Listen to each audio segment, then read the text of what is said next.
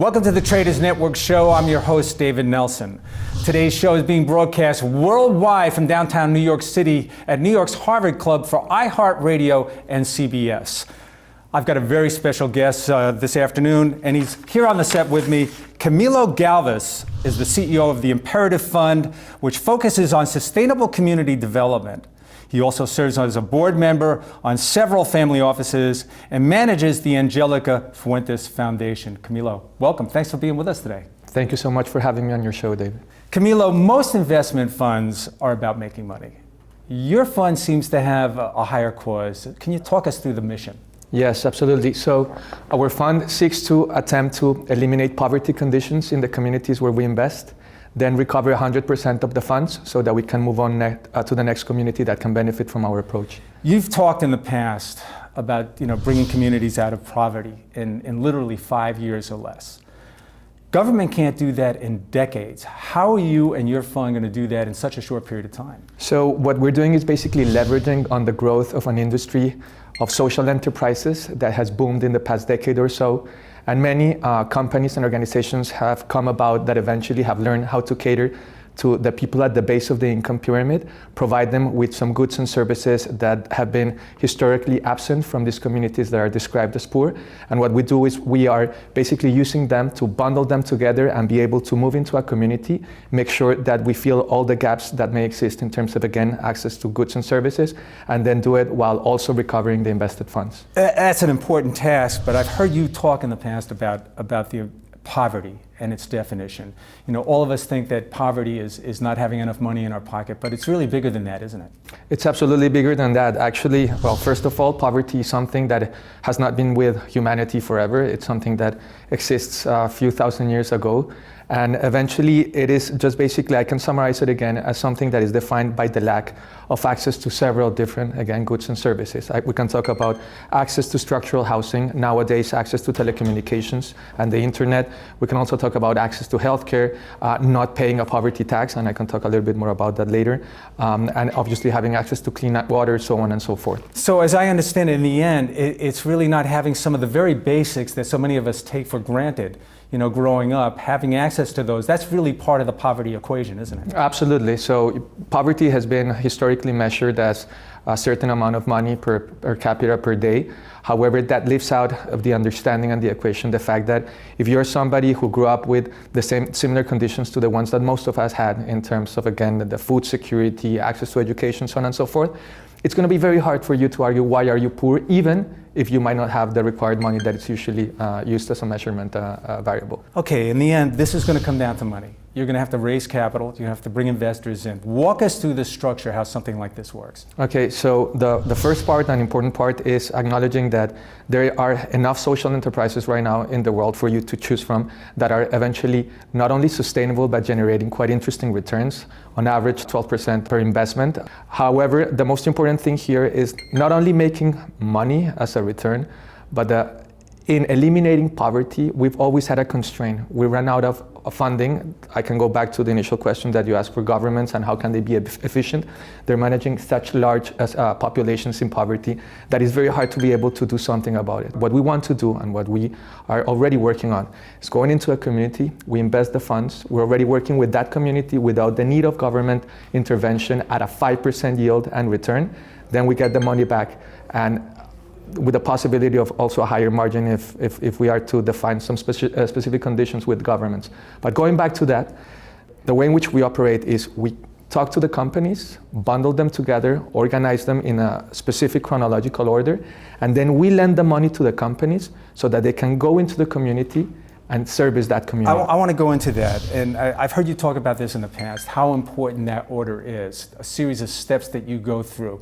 Walk us through that. So for the specific community that we're working in right now in Mexico, approximately 2,000 people, 400 households or so, what we're doing is we're starting from scratch. We're starting with structural housing. From then, once we have an infrastructure, we move in to bring the internet, through a mesh put together by That some very seems clever pretty people. important, the internet, having access to broadband. How many communities out there? Are there a lot of communities that today don't have that? Most of them. I mean, Really? if we're talking about, for example, a country like Mexico, it's 130 million people. Approximately 45% of them are estimated to live under poverty conditions. And out of those 60 million odd people, you're eventually going to realize that at least 30 to 40 million of them are going to depend on something that they call cyber cafes, which are a mom and pop shop with an internet connection that is serving basically a community of 10,000 people per computer or so. So in bringing the internet, it's not only about releasing the power of information to everyone. However, it's also a very important tool for us eventually to remain connected to the community while we do our work, understand that everything is being deployed accordingly, and once we move out of a community, remain connected to them for maintenance purposes. All right, you've got to identify a community, all right? So it has to have certain attributes. How do you find a community that really could use your services and could use the investment, and one also where you know that you can promise maybe a high degree of success for your investors? So right now, the first and most important thing that we start deploying is obviously structural housing, actually being able to have an infrastructure as opposed to carton boxes and metal sheets, which usually make up most of the structure, the infrastructure in this sort of communities. And we do this by starting to work with an enterprise that already has a presence in the communities that we go into. One needs to be aware that the people that we are catering to are people who only have a first name, a last name, and maybe a wrinkled bill in their pockets from a day's worth of work. So trust is fundamental in order to be able to, talk to the leaders and make sure that we can schedule a payment and a repayment schedule. Having said that, the reason why we start with housing is twofold. First of all, they already have a presence in that community. They know them, they have worked with them for more than 20 years. Default rates are less than 1.5%. And if this sounds of interest, the default rate that seems pretty low, 1.5%. It compares very well against, for example, the 3.5% that you have in a place like the United States for people with actually accredited history. So, but the second reason why we start working with them is because for the first 6 months, they put together a workshop with the people who subscribe to become part of the project, the people who want to move now into what we're developing, so that they are taught how to save.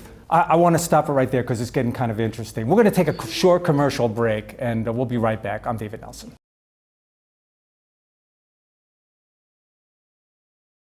Welcome back to the show. I'm David Nelson, your host. We're sitting here with Camilo Galvis, CEO of the Imperative Fund. Camilo, I want to go into the debt structure because I've heard you talk about that. It's kind of unique. Explain to us the type of debt that you use in a fund like this. The first thing is to understand the components. So we have a community of beneficiaries who are eventually going to get access to a bundle of goods and services. Then we also have the social enterprises which are going to be deploying these goods and services. And then we have us who are in charge of the strategy of how these services are deployed, but we also manage the funds. So we lend the funds to the social enterprises, then they do the work that they know how to do well by working with people under certain given conditions like the ones in these communities, and they are the ones in charge of recovering those funds and paying us back. So as an additional layer of provision of cushion for our investors, we have an agreement with the social enterprises that upon the case or given the case that they cannot get the money back, eventually we're going to switch that debt into equity so that we can recover again our funding. Helps protect your investors. Absolutely, yeah. Okay. So that's the debt converting part of the fund. All right. You're out there attracting capital. So this is, from what I can see, it's an alternative investment vehicle. So certain people can invest in this. How does somebody learn about it? How do they invest in the fund? Is there a place for them to go to learn more about it? Yeah, absolutely. So I would invite them first to go to imperativefund.com. We have a quite detailed explanation on the project that we're getting started and what the conditions are for investors to become part of the equation. And at the end of the day, what we try to tell people is that we now have a mechanism that achieves two things. The first one is that poverty elimination is all about sustainability. If we can go into a community, eliminate all poverty conditions, and recover the funds so that we can go into another community, we can keep on doing this for as long as there are poor communities in the world. And that is fundamental to the equation.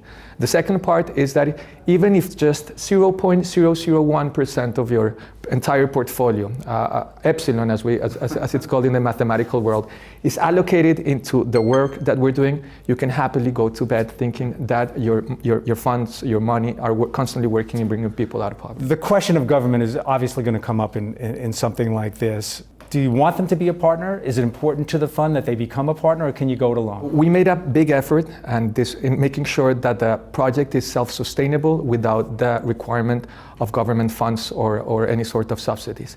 However, we are having talks right now to try to get to an arrangement where if we can start defining predetermine a set of objectives and goals to reach, like for example, say in 2 years' time in this given community, 95% of people are going to have access to structural housing, 100% of them have access to the internet. We lower the costs of the basic food basket by 35%, so on and so forth.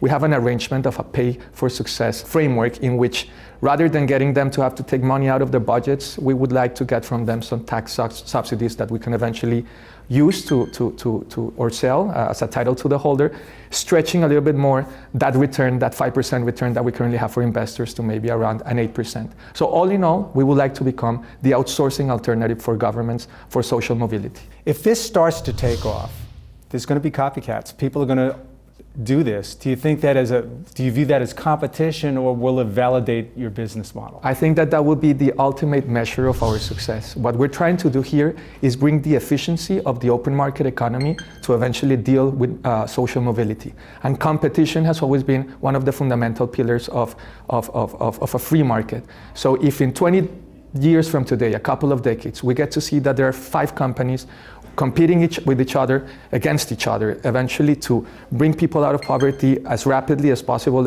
in the most efficient manner with the longest perspectives for sustainability. I think that would be kind of a utopia, and we would love to be living in that world.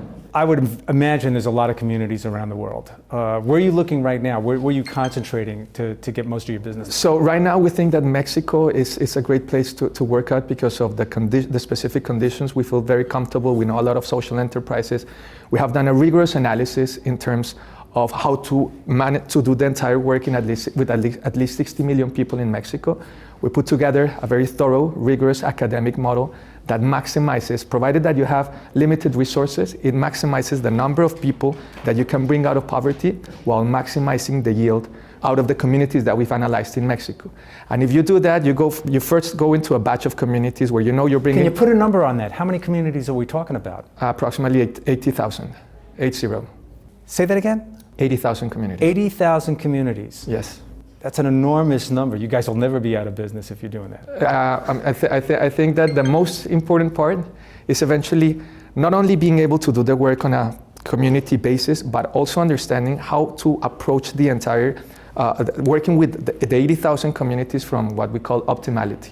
Making sure that we're bringing as many people out of poverty while getting the best possible yield, so that again, we end up with the largest chunk of resources that allow us to go back again at the same size. You know, we didn't talk about it, but I want to bring up the subject of money and how much money needs to be raised. For just one investment, one community, how much money are we talking about? So right now we're talking about, if we start with the current project, it's $4 million to be deployed in a community of 2,000 people. And that's enough. That can get the job done. That can get the job done. In 24 months, you will have all the services deployed, and we are giving the community up to 60 months to pay us back. So altogether, it's 5 years with the money coming in and out. However, we can optimize over that so that after the 3rd year or so, we can already start moving funds to another community, and that is part of the work that we're trying to achieve. Make sure that we have this funding constantly circulating through the communities, getting the return that we expect to get, making sure that we're bringing people out of poverty at an industrial scale and at an industrial pace.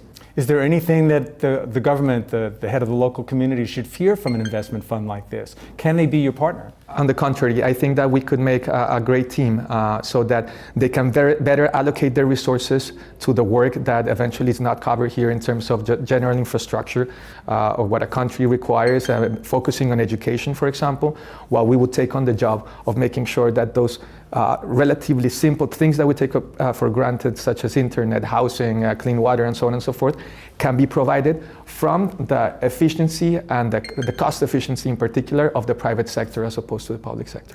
We probably only got a little time left. There must have been a singular moment, a moment in time when you had this brainchild, and this came to you as a new type of investment vehicle.